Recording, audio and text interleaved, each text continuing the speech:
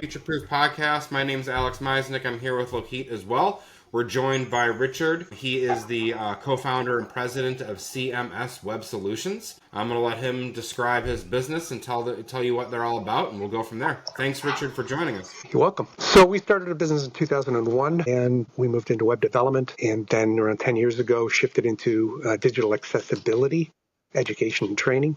So we go into agencies, organizations, focusing on training and education of their developers, designers, and content producers, and basically moving them through the accessibility journey, as they say. So after COVID, there was an uptick in the request for accessibility. It's not cool to exclude anybody on the internet, especially if you need vaccines or something. It's not cool to say, sorry, the website doesn't work. And also we just thought why would anybody exclude any potential customer from their website just because of the technical barriers that are put up, because it's basically just people don't know, and people don't know how to do it. So that's what our main job is. We also have Canadian-based hosting, so that if they need that support, we can also provide that support. And then we put in measurement tools also for companies that have existing accessible websites. You need to keep it going forward. You need to keep it accessible. So we have tools that we can use to basically act as guardrails for companies so that their individual employees can sort of keep the website on track and accessible going forward, not just building it accessibly. Got it. So you're basically coming in, setting up everything for them, but also kind of teaching them and coaching them how to kind of keep it what is the word that I'm looking for? Teaching them how to fish, we teach them how to fish, really, is the thing, as opposed to, fish for them. So what are the types of, so I'm pretty familiar, maybe not everyone is familiar with kind of the accessibility, menu that you have on certain websites when you go to them. If it's like, if you're vision impaired or hearing impaired, what are the other, options or accessibility features that you kind of, focus on? Well, there's basically basic, there's basic ones. There are people with carpal tunnel or people that are blind. So and so can the website be navigated only using the keyboard? There's the color contrast. 1 in 12 men, I believe, is colorblind. There's a lot of hidden disabilities. People might not call them disabilities; they're impairments. So they don't tell their employees or whatnot. They just fuddle through it. Now, cognitive issues have cropped up because of COVID. So there's guidelines there. WCAG 2.2 AA is the sort of what we focus on, which covers 2.0 covers desktop, 2.1 covers mobile, as well as cognitive. So we focus on those things. There's a lot of other things, including alt text. A lot of the stuff that we do based on the guidelines that we use as a guide also just makes the website faster loading, better for search engines, AI. So it's all encompassing. We just use the context of accessibility in order to get a better website, more effective website. There's the UX. Don't make me think. A lot of times clients are about ego and about looks, and we're more about effectiveness and professionalism in getting the results. We did, for a major bank, we did a session where they picked two zoos, and it was Toronto Zoo and Chicago Zoo. And the question was asked, can they purchase a ticket using just a keyboard? Was what we came up with. And the answer to both was no. So it's also a revenue. It can get ahead of revenue is an important thing here. It's not just being nice and making sure it's inclusive for everybody, but it's also good business. And I can't believe that any organization delivers a website and says to their client, "Here's your website, Mr. President. It works great for everybody other than, seniors might have problems or people with disability might have problems." To us, it doesn't make sense to us. So accessibility to us is no-brainer. Well, to be kind of a contrarian in that, also, too, do you think it's maybe just a little bit of ignorance on certain businesses that are just not really thinking of that? It is. Like they might be a little bit younger or, just not really that familiar with websites. So when they go into and they hire someone to build their website, they're just putting all their trust into that person or that business. And they don't even think about accessibility, because honestly, when I built my first website, I didn't think that wasn't even on my thought process. But then someone mentioned it. Yep. I looked at all the regulations and actually the implications and things that you can actually almost get in legal trouble for it. So then, obviously that was a big focus of mine. So yeah, at the end of the day, you don't want to alienate anyone because you're obviously all about making money for a business and profitability. But also too, I mean, you want to be cognizant of making sure that everyone feels comfortable and safe going to your website and they can navigate it as well. Our motto is progress over perfection. And the majority, before you can move somebody into, as you are well aware, until you get somebody willing to do something, they need to be aware of the problem. And the initial conversations that we have with people where we actually demonstrate what using their own website, a lot of times we'll do reviews of the website and then we'll use that as a teaching tool. So we'll sit down and say, this is the experience of somebody with using your website. And they go, I didn't know. And that's actually that's the most fun, actually. Yeah. Well, I think that could be a really good way for people that aren't aware of what their website is and the likelihood of them going through their website and trying to do kind of like a walkthrough, like you just said, buying a ticket for a zoo or buying one of their products only using a keyboard or something like that. If you actually run them through that and show them and have them do it and see how difficult it is, I mean, that's almost a selling point right there for, you kind of have to help them with their business and kind of with their website for sure. And it's simple solutions too. The solutions aren't difficult. It's just knowledge. And that's the frustration of it for us is it's nothing. It's not really tough. Yeah, so if me and Lohit had our website, we didn't have really any kind of accessibility features on there. What is what is kind of the path, or kind of how do you help us? Like, how do you come in?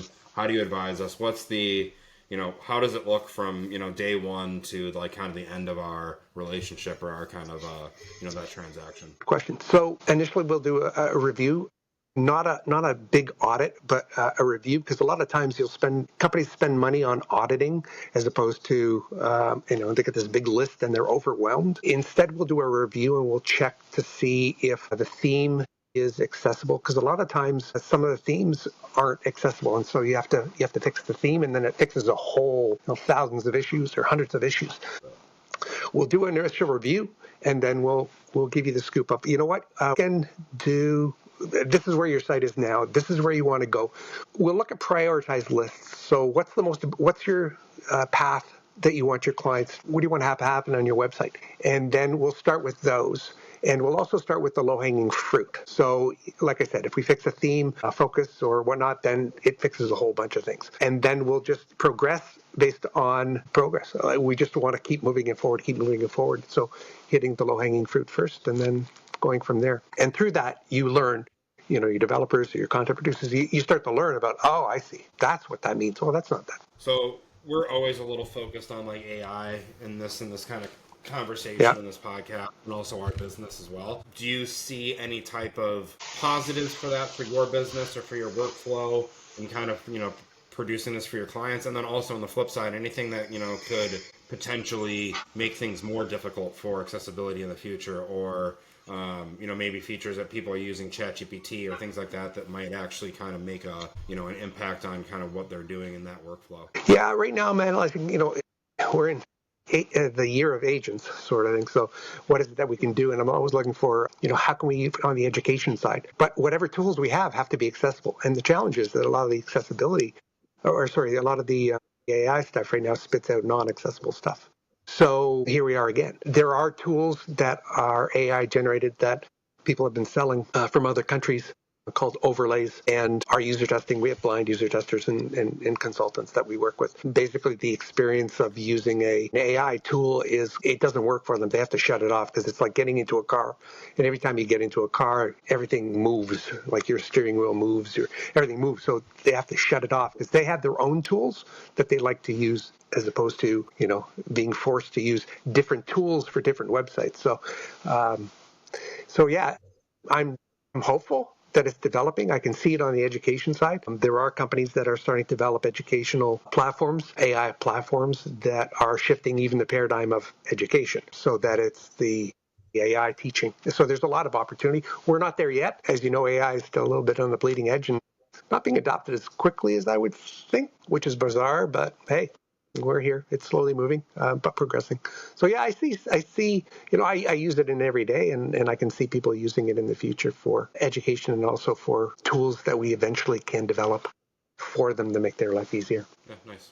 Yeah, I mean, I guess for accessibility, especially in accessibility and everything like that, I mean, who knows what the future is going to bring with how that could actually, help, a person maybe that was colorblind or, deaf or blind kind of on their day to day. I mean, that's a whole other topic that we don't even have to get into right now.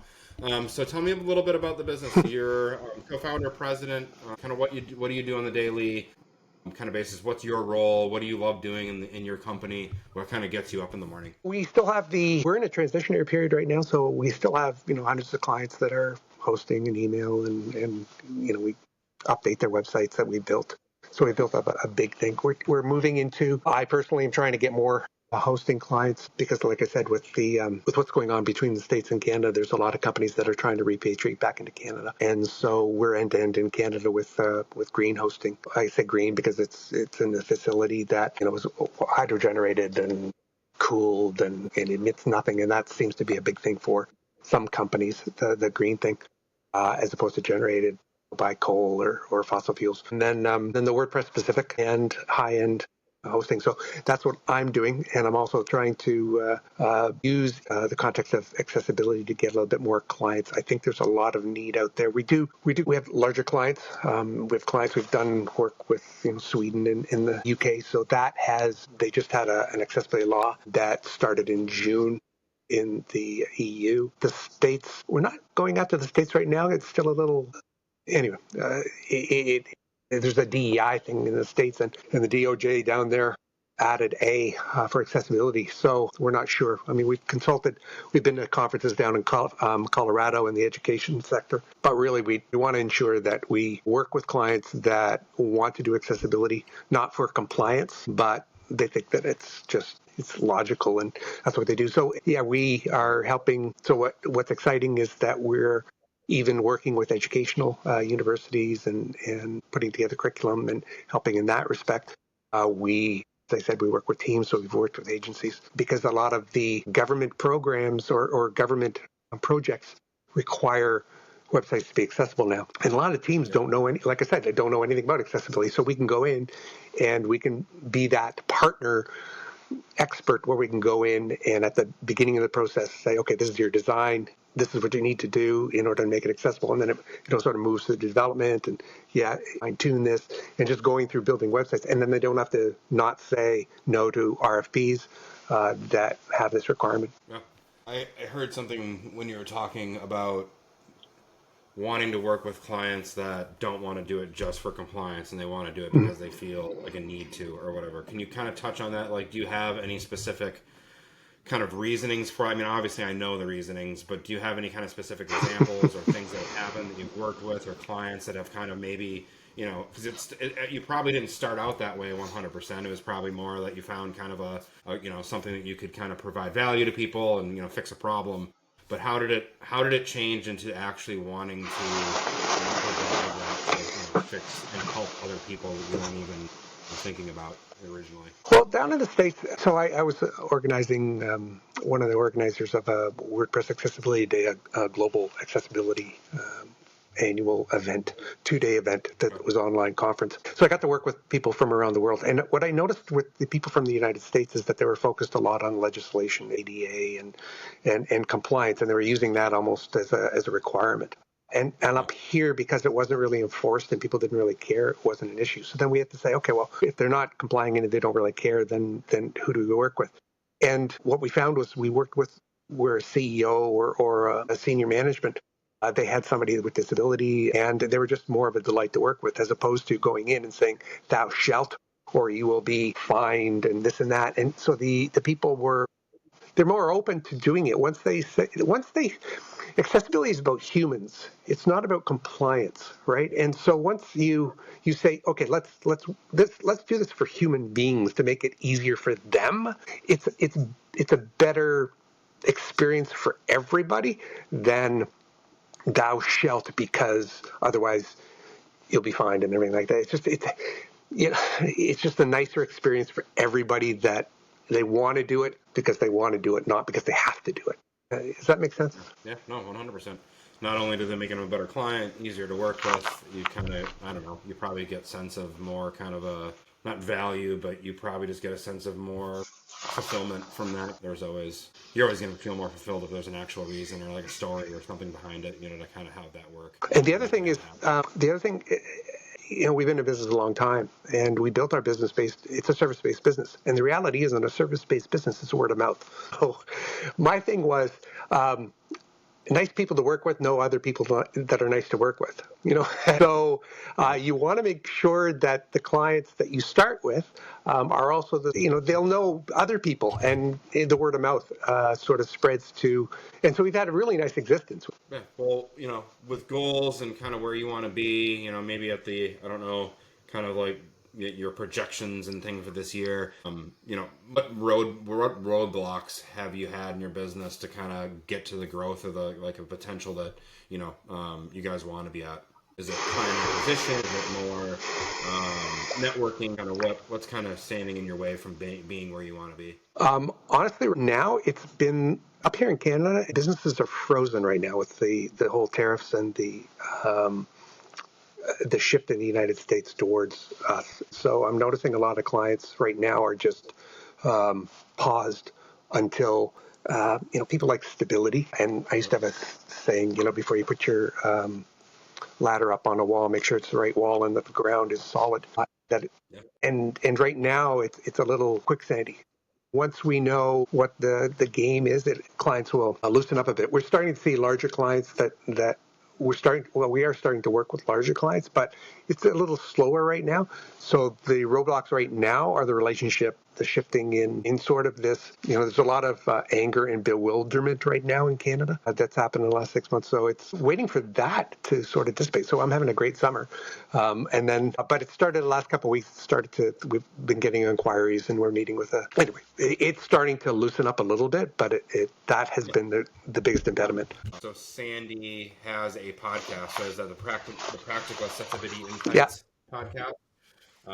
And then just kind of finish off with letting us know how everyone can get in touch with you guys if they want help in Canada, getting their website accessible, and anywhere else, Facebook, LinkedIn, just kind of call out all your social media stuff. We belong Sandy used to teach accessibility at a post-secondary education for 5 years, and then they canceled the course. So a group of them started, and it's accessibilityconsulting.ca. There's Rubber Meets the Road. So Sandy started a podcast with one of our partners and consultants who's blind. He used to be at IBM. He retired from IBM as an accessibility person. So she's in a wheelchair, and so she reviews bathrooms, and it's fascinating trying to put in the humanness also in some of the podcasts that I spoke about earlier there. All right, well, cool. Well, then how can people find CMS? How can they kind of I can go to our website. Yep, CMS Web Solutions.com is our website, and you can go there and find our offerings on education, training, and hosting. Yeah, and then just get a hold of us, and we'll have a conversation. Have a conversation first. See if we're the right fit.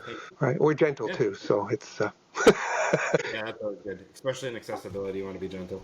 All right. Well, thank you so much, Richard, for joining us. It was a pleasure talking with you. Thank you so much.